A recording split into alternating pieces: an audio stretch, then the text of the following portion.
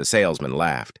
Not quietly, not under his breath. He laughed loud enough for the other customers to hear, loud enough for his colleague at the next desk to look up and smirk, loud enough for the sound to follow a man and his 7-year-old son all the way to the door of Prestige Motor Group on a warm Saturday afternoon in late September. The man's name was Darius Cole. He was wearing a plain navy t-shirt, dark work pants, and a pair of clean but unremarkable sneakers.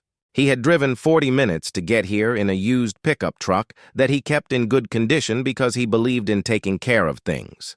He was holding his son's hand when the salesman laughed, and he felt the boy's fingers tighten around his in the way children's fingers tighten when they understand something has happened but don't yet have the words for what it was.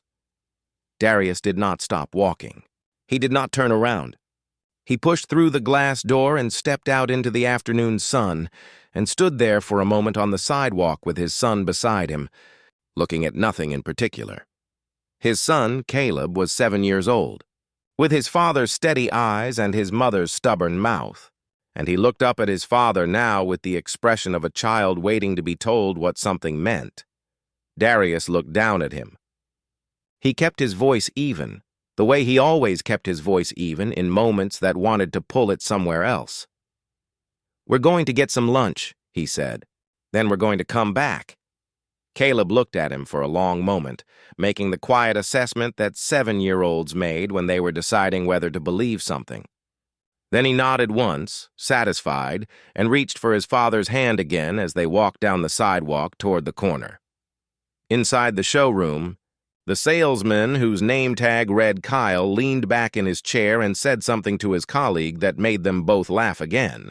Neither of them had any idea that the man who had just walked out the door owned 43% of the company that owned this dealership.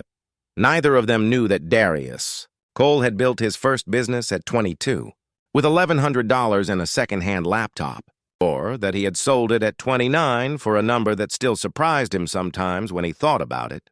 Neither of them knew that he had spent the past 4 years quietly acquiring stakes in businesses across the city, that his portfolio included a logistics company, 2 commercial real estate holdings, a regional distribution operation, and a minority position in a hospitality group that was currently expanding into 3 new markets. Neither of them knew any of this because Darius Cole did not advertise it. He had learned early that the most dangerous thing a person could do was let the size of what they had built become the first thing anyone knew about them. He had watched too many people spend their success performing their success, and he had made a private decision a long time ago that he would not become that. He wore what was comfortable. He drove what was reliable. He showed up for his son's Saturday routines without calling ahead to make sure someone would recognize him. He also visited his investments unannounced, dressed exactly as he was dressed now, because his father had told him once that the truest version of a business was the version it showed to people it thought didn't matter. The morning had started the way it always started, Caleb's feet hitting the floor at 6:45, the specific series of sounds that meant a 7-year-old was moving through a space with total disregard for the concept of quiet. The smell of the coffee Darius had started the night before on a timer, because mornings were easier when some things were already handled. They had a system, the 2 of them. Saturdays belonged to Caleb, which meant Darius went where the boy led, within reason, and tried not to look at his phone more than necessary. This particular Saturday, Caleb had decided he wanted to see the cars. He had been talking about it for 2 weeks, ever since they had driven past Prestige Motor Group on the way to a hardware store, and Caleb had pressed his face against the window of the truck and stared at a silver convertible with the reverent attention of someone encountering something they did not yet have vocabulary to fully describe. "That one," Caleb had said. Then, a beat later, "Can we look at it?" Darius had said yes, the way he said yes to most things Caleb asked about, because Caleb did not ask for much, and because the years went fast in a way Darius had not been prepared for. So they drove over, parked the truck in the lot, walked in through the glass doors of the most prominent luxury dealership in the city, on a Saturday morning when the showroom was bright and clean and full of cars that smelled like ambition. The floor had 8 vehicles on display, A dark blue coupe near the entrance, a white sedan with interior lighting that made it look like something from a film, a low silver sports car that Caleb spotted immediately and moved toward with an expression of absolute conviction. Darius followed, watching his son crouch down beside the front tire and study the wheel with the seriousness of a small engineer, and felt the particular warmth that came with watching a child want something with their whole self. He looked up at the price on the card displayed on the windshield. Then he looked around the showroom at the other customers being attended to and waited. Kyle appeared after approximately 4 minutes. He was in his mid-30s, with the careful grooming of someone who took the appearance of his job seriously, and he moved across the showroom floor with the particular gait of a man who had already decided certain things before he opened his mouth. He stopped a few feet from where Darius and Caleb were standing, and looked between them with an expression that had made itself into something neutral but was not quite neutral underneath. "Can I help you?" he said in the tone of someone asking a question they already knew the answer to. Darius straightened. "We're interested in the car," he said. "This one." He nodded toward the silver sports car Caleb was still studying. Kyle's eyes moved from Darius to Caleb and back to the car, following a route that took in the navy t-shirt and the work pants along the way. "This model," Kyle said, and the pause he put before the next word was just long enough to carry something, "starts at $214,000. He said it the way people said things when what they were really saying was something else entirely. Said it with a small upward inflection at the end that was designed to land in the space between them like a wall made of politeness. "I'm aware," Darius said. Kyle's expression adjusted. He clasped his hands in front of him. "The thing about this particular model," he said, "is that we have a waiting list, and it's quite involved. There's a qualification process." "A qualification process," Darius repeated. "For financing," Kyle said. "Standard practice at this level. I'm not looking to finance," Darius said. Something moved through Kyle's expression, too fast to fully identify, and he recovered from it smoothly. "Of course," Kyle said. "Even for cash purchases, we typically require some background. Our clientele tend to have established relationships with the dealership." He smiled, the smile of a man performing patience. "I'd recommend perhaps starting with one of our certified pre-owned options. We have some excellent vehicles at a more accessible price point. I'd be happy to show you." Darius looked at him for a long moment, not with anger and not with the particular kind of stiffened dignity that people reached for when they were embarrassed.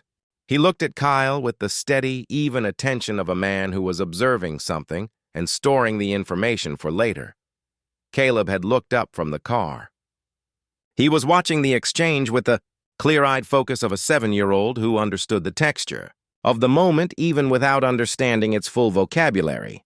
Darius put one hand briefly on his son's shoulder. Then he looked back at Kyle. "We'll think about it," he said. His voice was entirely calm.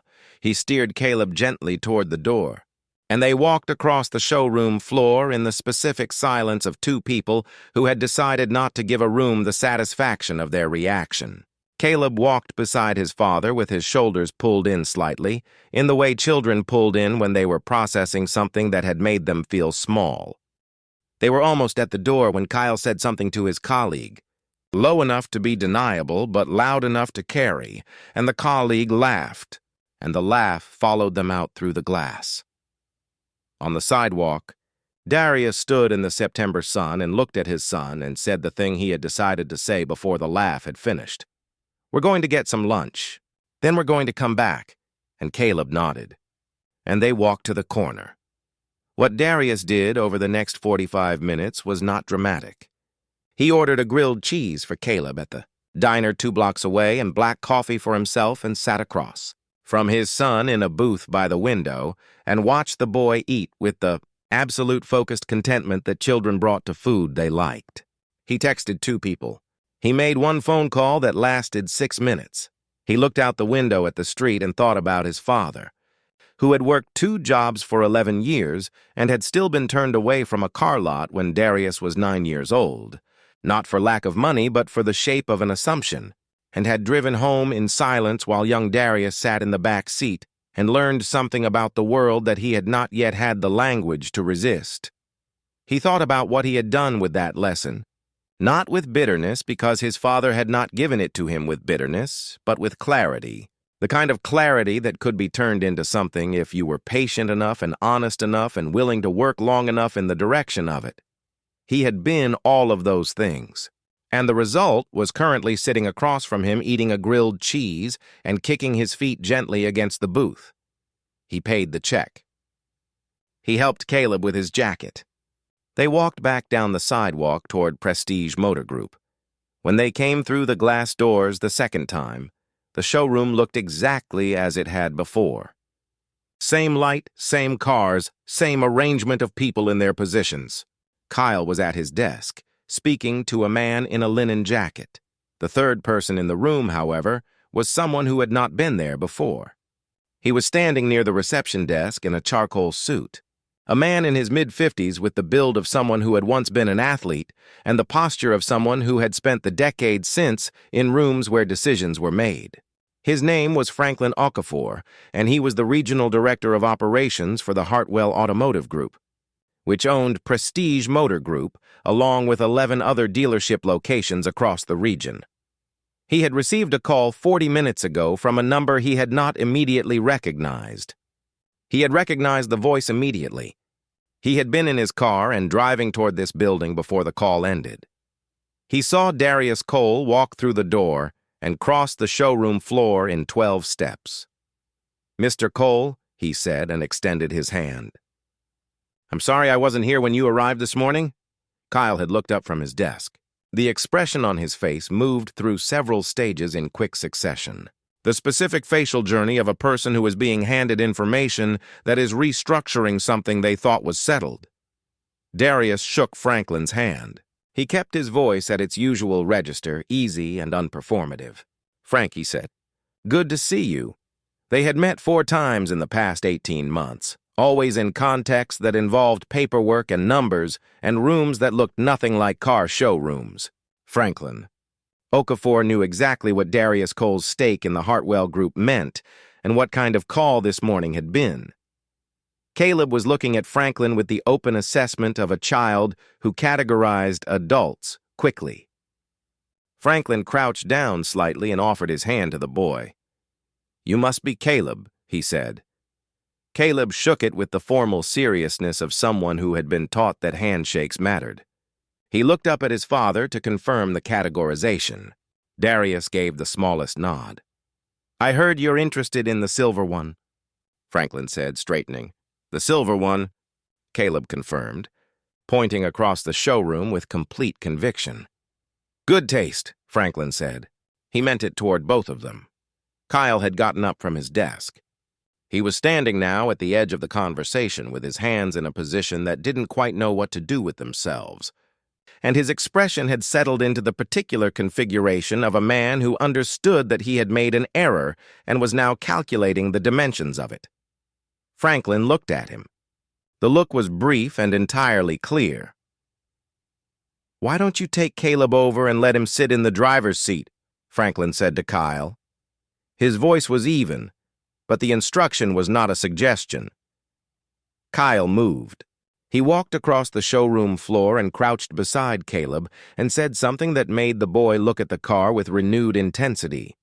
Caleb climbed up into the driver's seat with both hands on the wheel, and the expression of someone who had just been handed access to a version of the future. Franklin turned to Darius and kept his voice low. "Tell me what happened," he said. Darius told him. He kept it factual, without the emotional coloring that the facts didn't need, because the facts were already sufficient. The 4-minute wait, the price announcement as a deterrent, the qualification process framing, the pre-owned redirect, the laugh at the door. Franklin listened without interrupting. Something around his jaw tightened once and did not loosen until Darius finished.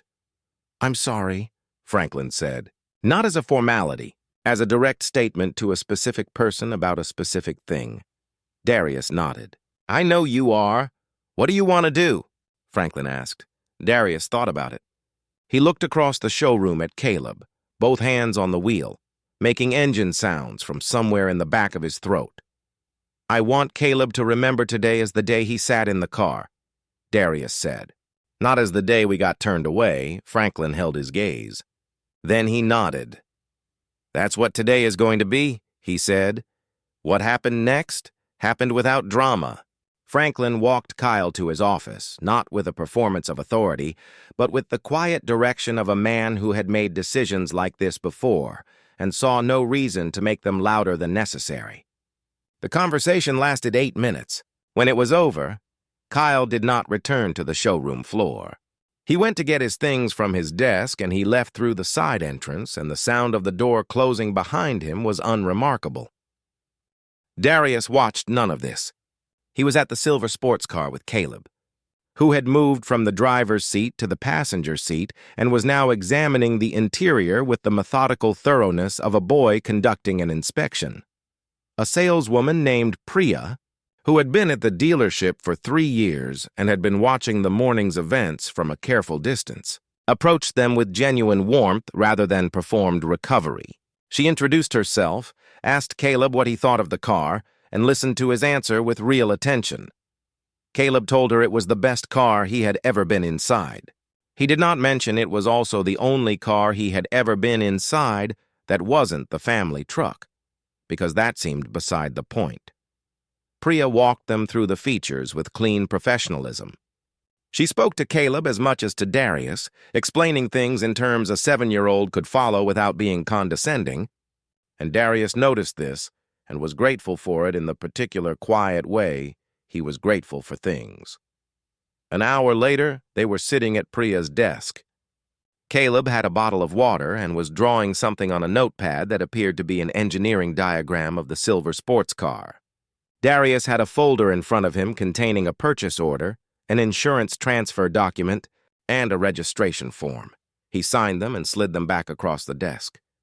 Priya stood and shook Darius's hand, then Caleb's hand with equal seriousness, and said the car would be ready for pickup Thursday morning. Thursday, Caleb repeated, filing it. Thursday, Priya confirmed. They walked out of the dealership together, through the same glass doors they had walked out of hours earlier, except this time they did not stop on the sidewalk. They turned toward the truck and walked through the September afternoon with their hands linked. Caleb was quiet for half a block. Then, that guy who laughed at us, he's not there anymore. It wasn't a question. He had seen things without appearing to see them, the way children often did. No, Darius said. He's not. Caleb processed this. You made that happen? Darius considered the question with the seriousness it deserved. Not by myself, he said. Some things happen because of choices you made a long time ago. You don't always see the connection until later. Caleb looked at this from several angles, tucked it away, and said nothing further. Darius had learned that his son processed things slowly and then completely, and that what got tucked away came back later in forms more sophisticated than the original question. They got in the truck. Darius started the engine. The truck started without ceremony, as it always did, because he kept it maintained. Franklin Okafor called at 7 that evening. Darius took the call on the back porch while Caleb was in the bath. I wanted you to know, Franklin said. What happened today has been documented. There will be a full review of customer experience protocols across all locations. What you experienced is not what this company is supposed to be. I know it's not, Darius said. That's why I'm still involved with it. There was a pause on the line. Then Franklin said, I appreciate that more than I can say. After the call, Darius stood on the porch for a few minutes. The city was settling into its Saturday night rhythm. Somewhere inside, Caleb was narrating something to himself in the bath, the specific running commentary that meant he was in a good place. Darius thought about Thursday. The look on Caleb's face when they pulled up in the silver car. The specific kind of memory that a day could become if you were willing to hold the line long enough for it to get there. He had been willing to hold the line. He had been willing since he was 9 years old in the back seat of his father's car, learning something he had not yet known what to do with. He knew now. He went back inside to finish making dinner. Thursday morning arrived clear and cool. Caleb was tracking the countdown with the specific intensity of a child for whom time moved frustratingly at its own speed, regardless of how much attention he paid to it. At 7:15, they were in the truck. Caleb was wearing his good jacket, the navy one he reserved for occasions he had privately classified as significant. Priya was there when they arrived. She had been there since 7, which was not when her shift started, because some things warranted being early. She had the paperwork ready and the car detailed and the keys in an envelope with Caleb's name written on it in careful handwriting. She handed the envelope to Caleb. He opened it with both hands and looked at the key inside with an expression that needed no translation.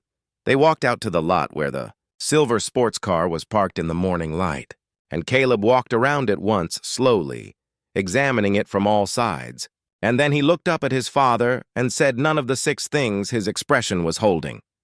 Darius crouched down beside him. "It's ours," he said simply.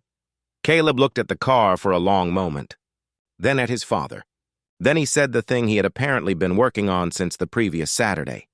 "The man who laughed at us," Caleb said carefully. "He didn't know who you were." "No," Darius said. "He didn't. But it didn't matter," Caleb said. "What you were is what you were." Whether he knew or not, Darius looked at his son. He felt the specific quality of being seen clearly by someone who loved you without complication. 7 years old, and already understanding the thing that had taken Darius most of his adult life to fully internalize. "That's right," he said. "That's exactly right," Caleb nodded. "Filed it? Done." Then he looked at the car and said, "Can I hold the key?" Darius handed it over. Caleb held it with both hands, looking at it with the reverence he brought to things that mattered. Then he looked up at the morning sky and back at his father and smiled the way children smiled when something was exactly what they had hoped it would be. Darius put his hand on his son's shoulder, light and steady, the way he always did. They stood together in the morning light beside the silver car, and nothing about that moment required anything further. Some things are built slowly, across years, across silence, across rooms that tried to tell you the answer before you had finished asking the question. Some things are built the way water cuts through stone, not by force but by return, by the steady, faithful fact of showing up again. Darius Cole had learned this from his father, who had not been able to give him the car or the dealership or the portfolio, but had given him the only thing that made any of those things possible: the knowledge that what you were was what you were, whether anyone else knew it or not. He squeezed his son's shoulder once. They got in the car, and Darius Cole drove his son home through streets that were beginning to fill with the ordinary life of an ordinary. Thursday morning, in a silver car that was going to be unremarkable to everyone they passed, in the way that the most important things so often were.